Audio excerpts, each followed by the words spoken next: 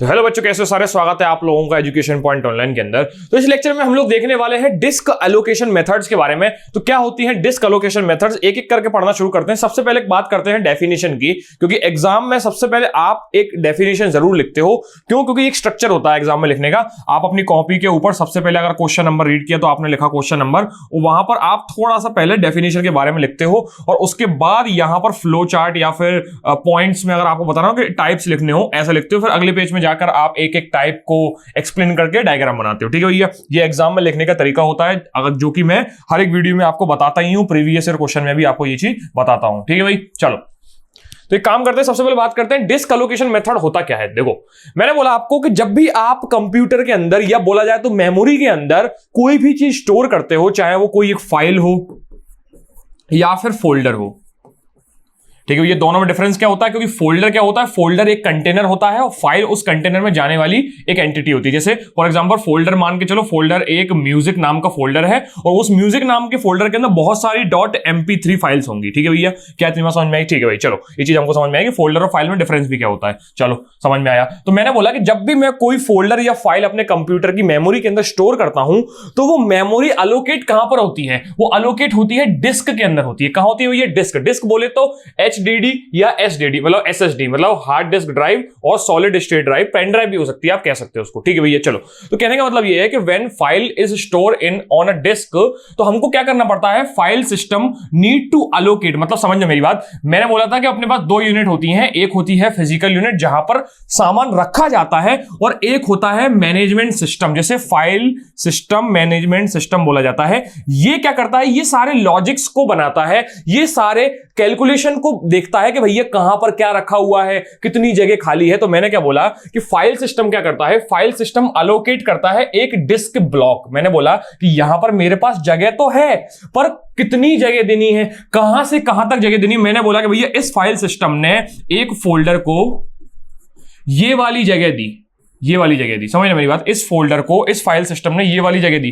भैया यहां क्यों नहीं दी, यहां क्यों नहीं दी? भैया ये इसका लॉजिक है, ये इसकी मर्जी है, ये कैसे यहां पर जगह देता है, ये कौन देखता है? भैया ये मेरा फाइल सिस्टम मैनेजमेंट सिस्टम देखता है। ठीक है भैया, ये चीज हमको समझ में आई कि हमारे डिस्क के अंदर जगह अलोकेट करवाता कौन है? ये फाइल सिस्टम। कहते नहीं समझ में आई? ये फाइल सिस्टम किसका पार्ट है? हमारे ऑपरेटिंग सिस्टम का पार्ट है। कहते नहीं समझ में? ठीक है भाई, चलो कहने का मतलब ये है कि डिस्क स्पेस एलोकेशन मेथड जो है हम इसीलिए करते हैं, मतलब समझना मेरी बात। ये फाइल सिस्टम जो है ये कुछ तरीके अपनाता है जगह देने के। ठीक है भैया, इसके पास कुछ मेथड्स हैं जिन मेथड्स के थ्रू वो यहां पर इस मेमोरी के अंदर जगह देता है। ठीक है भैया, वो कौन कौन से मेथड्स हैं इस वीडियो के अंदर हम देखने वाले हैं। पर अगर उन मेथड्स को हम यूज करते हैं तो क्या क्या बेनिफिट्स हमको होने वाले हैं, ये आप एग्जाम में एडवांटेज डिसएडवांटेज के अंदर लिख सकते हो। कहने का मतलब ये है कि अगर मैं एक ऐसा अच्छा सा file system management system use करता हूं जो कि डिस्क एलोकेशन का काम करता है, तो वो करेगा क्या? उससे हमारा जो डिस्क को यूज करने का तरीका है वो एफिशिएंटली यूज होगा। मतलब सिंपल सी बात यह है कि हमारे पास अगर मान लो अगर 512 जीबी की अगर SSD है तो उसको कैसे मैनेज करना है ताकि हम मैक्सिमम चीजें इसके अंदर रख पाएं और मैक्सिमम तरीके से उसको ठीक है, तो कैसे हम उसको मैक्सिमम चीजें इसके अंदर रख पाए कि मतलब ज्यादा से ज्यादा डेटा इसके अंदर स्टोर हो जाए इफिशिएंटली। ठीक है भैया, ऐसा ना हो कि अगर मैं कोई फोल्डर लेके आ रहा हूं, कल को मुझे बोले कि भैया हमारे पास स्पेस नहीं है। ठीक है, अगर स्पेस है और वो मुझे ये बोल रहा है कि स्पेस नहीं है तो फिर कुछ गड़बड़ हुई है। मतलब सिंपल सी बात ये है कि अगर मान लो इतनी जगह खाली है तो वो इस जगह को यूज कर ही नहीं पा रहा है, ऐसा नहीं होना चाहिए। ठीक है भैया, चलो तो मतलब कहने का मतलब ये है कि ऐसा एक अच्छा एलोकेशन सिस्टम कुछ अलग, ठीक है ठीक है।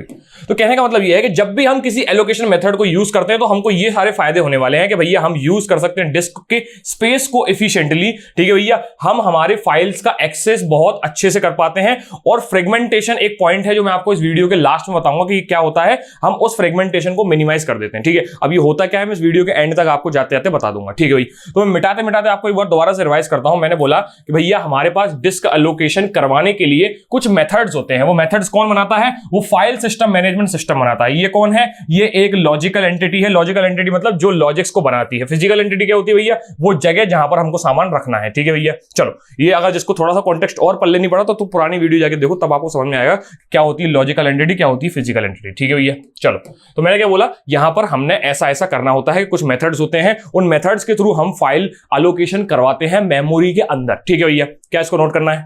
शाबाश, नोट किया, बहुत बढ़िया। ठीक ठीक ठीक, चलो। तो भैया वो कुछ 3 ऐसे major disk space allocation methods होते हैं। कितने भैया? 3 होते हैं। ठीक है भैया, वो कौन कौन से 3 होते हैं पहले यहां पर एक बार बस ओवरव्यू ऊपर से जान लो। ठीक है भैया, उसके बाद मैं डिटेल में एक एक करके आपको बताऊंगा। ठीक है भैया, पहला होता है कंटीन्यूअस। क्या होता है? पहला होता है कंटीन्यूअस, दूसरा होता है लिंक्ड वाला, लिंक्ड लिस्ट जैसा। ठीक है, लिंक्ड लिस्ट जैसा होता है। और तीसरा होता है इंडेक्स। क्या होता है भैया? तीसरा होता है इंडेक्स। ठीक है भैया, देखो एक एक करके जानते हैं, एक एक करके जानते हैं। कंटीन्यूअस कैसा होता है, कंटीन्यूअस कैसा होता है, लिंक्ड लिस्ट कैसा होता है और इंडेक्स कैसा होता है, एक एक करके जानना शुरू करते हैं। ठीक है भाई, सबसे पहली बात करते हैं कंटीन्यूअस एलोकेशन की। कंटीन्यूअस एलोकेशन का सिंपल सा मतलब होता है कि हम अपनी मेमोरी के अंदर कुछ कंटिन्यू ब्लॉक्स एलोकेट करते हैं। ब्लॉक्स मतलब मैंने आपको सिंपल सी बात बोली अभी अभी, क्या बोला कि मेरी अगर मान लो ये मेमोरी है, अगर ये मेरी मेमोरी है तो मैं इस मेमोरी में अगर कोई चीज को स्पेस दूंगा तो मैं कुछ ब्लॉक्स बताऊंगा, मैं कुछ ब्लॉक्स बनाऊंगा।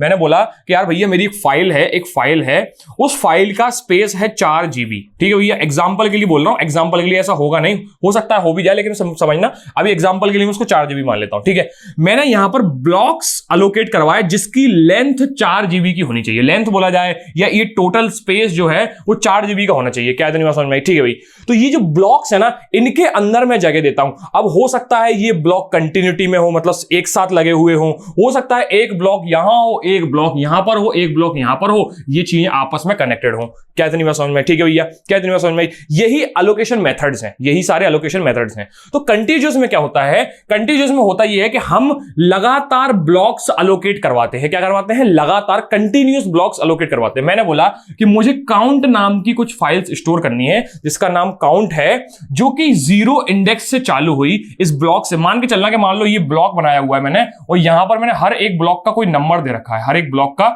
मैंने कोई नंबर दे रखा है, और मैंने बोला 0 से लेकर 1, ठीक है, सॉरी 0 से लेकर 2, 0 से लेकर 2 जो है 3 हो गए, सॉरी, हाँ मैंने बोला 0 से लेके 1 जो है, इतना ब्लॉक जो है वो मैंने काउंट को दे रखा है। अब 0 से लेके 1, देखो 2 लेंथ है, अगर 2 लेंथ होगी इसका मतलब काउंट कितना होगा? 0 और 1 होगा, क्योंकि इसकी लेंथ कितनी हो गई? 2 हो गई। अगर मैं 3 लेंथ की बात करूं तो 0, 1, 2 होगा, तो ये 3 लेंथ का हो गया। क्या इतनी बात समझ में आई? ठीक है भैया, प्रोग्रामिंग जिसने थोड़ी बहुत पढ़ी है उसको समझ में आता होगा कि भैया हमारी इंडेक्सिंग जो है वो 0 से चालू होती है। क्या इतनी बात समझ में आई? ठीक है भाई, चलो। तो मैंने क्या बोला? मैंने बोला कंटीन्यूअस के अंदर मैं क्या करता हूं? कंटीन्यूअस के अंदर मैं लगातार ब्लॉक्स के अंदर चीजों को स्टोर करता हूं। तो मैंने मान लो काउंट नाम की फाइल को 0th इंडेक्स से चालू किया और 2 लेंथ तक ले गया, 2 लेंथ तक ले गया, इसका मतलब 0 से चालू करने के बाद 2 लेंथ कितनी होंगी? 0 और 1 होंगी। क्या इतनी बात समझ में? तो देखो यहां पर काउंट जो है, काउंट नाम की फाइल जो है वो 0 और 1 ब्लॉक के ऊपर रखी हुई है, तो ये कंटीन्यूअस है भैया, लगातार है। क्या इतनी बात समझ में? ठीक है भैया, ऐसे ही मान लो TR नाम की एक फाइल है, TR नाम की फाइल को मैं यहां पर रखे हुए हूं, जो कि स्टार्ट होती है 14th इंडेक्स से, जिसकी लेंथ है 3। क्या है? लेंथ है 3। तो 14, 15 और 16 यहां पर मेरी TR नाम की फाइल को मिला होगा। ठीक है भैया, अब कंटीन्यूअस है, ऐसा नहीं किया मैंने 14, 15 के बाद 18 ले लिया, मैंने 14 लिया, 15 लिया, फिर 16 लिया, कंटीन्यूअस है। क्या है? समझ में? ठीक है भैया, ऐसी मेल नाम का जो फाइल है वो 19, 20, 21, 22, 23 और 24 तक है। मतलब भैया 19 से लेकर उसकी लेंथ कितनी है? 6 है। तो 19 से लेकर 6 काउंट कर लो, 19, 20, 21, 22, 23, 24 और कितना? हाँ 24 तक। क्या इतनी बात समझ में आई? तो ये है ब्लॉक्स मेरे जिनके अंदर मेल नाम की फाइल रखी होगी। तो क्या अब आपको एक कॉन्टेक्स्ट समझ में आ रहा है कि भैया मैं बोलना चाहता हूं कि अगर मैं कंटीन्यूअस ब्लॉक में अगर कोई चीज स्टोर कर रहा हूं तो मैं कंटीन्यूअस एलोकेशन का यूज कर रहा हूं या फिर कंटीन्यूअस एलोकेशन का यूज कर रहा हूं। क्या इतनी बात समझ में आई? इस डायग्राम को नोट करो, फिर मैं इसके बाद वापस आके आपको एक चीज और बताऊंगा। ठीक है भाई, ठीक है। तो मैंने बोला भैया कंटीन्यूअस एलोकेशन में क्या होता है कि हम कुछ सेट ऑफ कंसेक्यूटिव ब्लॉक्स का यूज करते हैं स्टोर करने के लिए। क्या स्टोर करने के लिए भैया? फाइल को स्टोर करने के लिए। क्या इतनी बात समझ में आई? ठीक है भैया, ठीक है, चलो। और जितने भी ब्लॉक्स होंगे वो सारे के सारे एक दूसरे के आसपास होते हैं। ठीक है भैया, मतलब सिंपल सी बात समझना, सिंपल सी बात यह है कि मैंने बोला काउंट भी यही है और F भी यही है, तो कितने का अंतर है? 1, 2, 3, 4 का अंतर है। मतलब काउंट और F दोनों ही सेम मेमोरी के अंदर आसपास ही रखे हुए हैं। क्या इतनी बात आपको समझ में आई? बस कुछ हिस्सा काउंट को दे रखा है और कुछ हिस्सा F को दे रखा है। ऐसे ही कुछ हिस्सा TR को दे रखा होगा, कुछ मेल को और कुछ लिस्ट को। क्या इतनी बात समझ में आई? ठीक है भाई, चलो, बहुत बढ़िया। ठीक है, अब बात करते हैं इसके एडवांटेज और डिसएडवांटेज की, क्योंकि यही एक तरीका होता है एग्जाम में लिखने का। सबसे पहले आप लिखते हो डेफिनेशन, फिर लिखते हो टाइप्स के लिए चाहो तो आप फ्लो चार्ट बना सकते हो, उसके बाद लिखते हो एक एक टाइप और उसके एडवांटेज और डिसएडवांटेज। यही तरीका होता है एग्जाम में लिखने का। अगर ऐसा लिखते हो तो एग्जामिनर को मजबूरन आपको नंबर देने ही पड़ते हैं। क्या इतनी बात समझ में? ठीक है भैया, वहीं की वहीं अगर एक आध आप डायग्राम बना दो, जैसे अभी पिछली स्लाइड में मैंने दिखाया, तो डायग्राम बनाने से भी अच्छा इंप्रेशन पड़ता है एग्जामिनर के ऊपर। तो फिर तो उसकी मजबूरी बन जाती है आपको अच्छे नंबर देना। पहले तो वो नंबर देगा, फिर वो आपको अच्छे नंबर देगा। क्या इतनी बात समझ में? ठीक है भाई, चलो बात करते हैं एडवांटेज और डिसएडवांटेज की, कि भैया अगर हम कंटीन्यूअस का यूज करते हैं, कंटीन्यूअस एलोकेशन का यूज करते हैं, तो हम किसी भी फाइल को फास्ट एक्सेस कर सकते हैं। कैसे फास्ट एक्सेस कर सकते हैं? क्योंकि हमारे पास सीक्वेंशियल एक्सेस है। मतलब अगर मैं 0 की बात करूंगा तो 0 के बाद 1 आएगा, 1 के बाद 2 आएगा। मुझे 2 को ढूंढने के लिए कहीं भटकना नहीं पड़ेगा। मुझे मालूम है 0 के बाद 1 है, 1 के बाद 2 है, तो मैं किसी भी फाइल के किसी भी कॉर्नर को, किसी भी ब्लॉक को फास्ट एक्सेस कर सकता हूं। क्या इतनी बात समझ में? ऐसे ही डायरेक्ट एक्सेस भी पॉसिबल है। कैसे डायरेक्ट एक्सेस पॉसिबल है? मैंने बोला कि F नाम का फोल्डर जो है, F नाम का फोल्डर 9, 10 और 11 पे स्थित है। ठीक है, F नाम का फोल्डर 9, 10 और 11 पे है। ठीक है भैया, मैंने बोला कि यार मुझे डायरेक्टली 11th ब्लॉक पे जो है उसको एक्सेस करना है, तो मैं सबसे पहले F को ढूंढूंगा। मैंने बोला F के पास जाओ। F क्या है? F 9 है, तो 9 के बाद 2 स्टेप जंप कर दो, सीधे पहुंचूंगा मैं 11 पे। क्या इतनी बात समझ में? ठीक है भैया, तो मैं डायरेक्टली F को ढूंढने के बाद 2 स्टेप जंप करके 11 के पास पहुंच गया। तो डायरेक्ट एक्सेस और सीक्वेंशियल एक्सेस दोनों ही फास्ट तरीके से होता है हमारे कंटीन्यूअस के अंदर। क्या इतनी बात समझ में?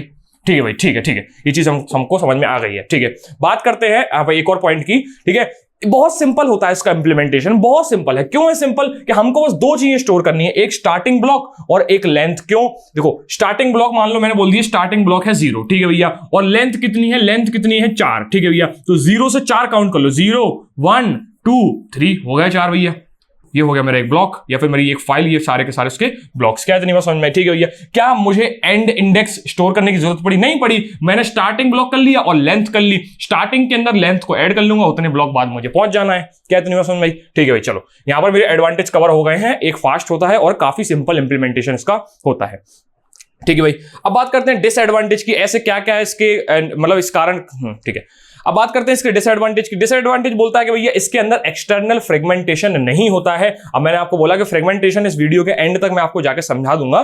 ठीक है, उसके अंदर मैं एक्सटर्नल को भी कवर करूंगा। ठीक है भाई, तो इसको थोड़ा सा आप लिख लो या फिर स्टार मार्क करके रखना कि मैं अभी थोड़ी देर बाद आपको इसको पढ़ाऊंगा। पर बेसिकली अभी इसकी नॉलेज देने के लिए मैं आपको बस इतना बोल दूं कि ये बेसिकली होता क्या है, हमारे पास मेमोरी जो है वो सेम जगह पर है। मतलब मैंने क्या बोला? मैंने ये बोला कि भैया ये अगर मेरा ब्लॉक है, अगर ये मेरा ब्लॉक है, तो इसी ब्लॉक के अंदर कोई इतनी जगह हो सकता है किसी टी को मिले, कोई इतनी जगह हो सकता है किसी एफ को मिले, कोई इतनी जगह हो सकता है किसी ए को मिले। ठीक है भैया, मैंने क्या बोला? ये मिला। अब एक बात बताओ, मुझे एक और जगह चाहिए जिसके लिए मुझे इतना सब कुछ यूज करना है। क्या यूज करना है? इतना सब कुछ यूज करना है। अगर ये कंटिन्यूअस नहीं हुआ तो मैं तो स्टोर कर ही नहीं पाऊंगा। यही तो होता है ना, कंटिन्यूअस में क्या होता है? मुझे लगातार स्टोर करना होता है, मुझे लगातार स्टोर करना है। मैं 1, 2, 3, 4, 5, 6, 7, 8 और 9 ऐसे जाता हूं। क्या इतनी बात समझ में? ठीक है भाई, अगर मुझे स्टोर करने के लिए मेमोरी कंटिन्यूअस मिली ही नहीं तो मैं क्या करूंगा? ठीक है भैया, तो ये बेसिकली एक्सटर्नल फ्रेगमेंटेशन इसी के साथ डील करता है। बस ये इसका डिसएडवांटेज है कि अगर मुझे कंटिन्यूअस मेमोरी नहीं मिली तो मैं अपनी फाइल को स्टोर नहीं कर पाऊंगा। क्या इतनी बात आपको समझ में आई? ठीक है भैया, अब ये चीज यूज कहां पे होती है? ये जनरली स्टोर होती है सीडी डीवीडी प्लेयर्स के ऊपर। मैंने क्या बोला था आपको, जब मैंने आपको फाइल जो बेसिकली स्ट्रक्चर है ना वो समझाया था, तो मैंने आपको बोला था ये जो सीडी प्लेयर्स और डीवीडी प्लेयर्स या फिर जो मैग्नेटिक टेप्स होती हैं वो कंटिन्यूअस मेमोरी के ऊपर ही काम करती है। मैंने बोला कि अगर मान लो ये मेरा टेप है, मैग्नेटिक टेप, इसके ऊपर कुछ पैरेलल लाइंस होंगी जो कि कंटिन्यूअस भी तो होंगी। अगर मान लो मुझे इसको रीड करना है तो जो मेरा टेप रिकॉर्डर रीड करने वाला होगा वो शुरू से जाएगा ना, वो ऐसे शुरू करना शुरू करेगा, मतलब बिल्कुल स्टार्टिंग से। क्या इतनी बात समझ में? तो ये कंटिन्यूअस ही काम होने वाला है। क्या इतनी बात समझ में? तो आप समझ सकते हो सीडी डीवीडी, ठीक है, जो भी ऐसे गोल गोल घूमने वाली चीज होती है। सीडी डीवीडी भी बिल्कुल प्लेटर्स जैसी होती है कि ऐसे उसके पाथ, उसके ट्रैक्स पे सारा का सारा डेटा स्टोर होता है। ठीक है भैया, ऐसे ही मैग्नेटिक टेप भी होता है और ऐसे ही आपकी प्लेटर्स भी होती हैं। क्या इतनी बात समझ में? शाबाश, बहुत बढ़िया, बहुत बढ़िया। चलो भाई, ये चीज हमको समझ में आ गई है, नोट किया जाएगा इसको। ठीक है भैया, तो कंटिन्यूअस में सिंपल सी बात होती है कि हमारे पास जो फाइल्स होती हैं उनको हम कंटिन्यूअस मेमोरी ब्लॉक्स के अंदर ही स्टोर करते हैं। ठीक है भैया, लेकिन अगर कंटिन्यूअस मेमोरी ब्लॉक्स है नहीं तो हम लोग उसको स्टोर नहीं कर सकते। ये इसका ड्रॉबैक है। एक्सटर्नल फ्रेगमेंटेशन के बारे में मैं आपको लास्ट तक बता दूंगा। ठीक है भाई, चलो बहुत बढ़िया, बहुत बढ़िया, शाबाश। ठीक है भैया, डायग्राम नोट किया गया, ठीक है भैया, डायग्राम आपने नोट कर लिया होगा, मैं ऐसा मानता हूं क्योंकि मैंने भी आपको टाइम दिया था।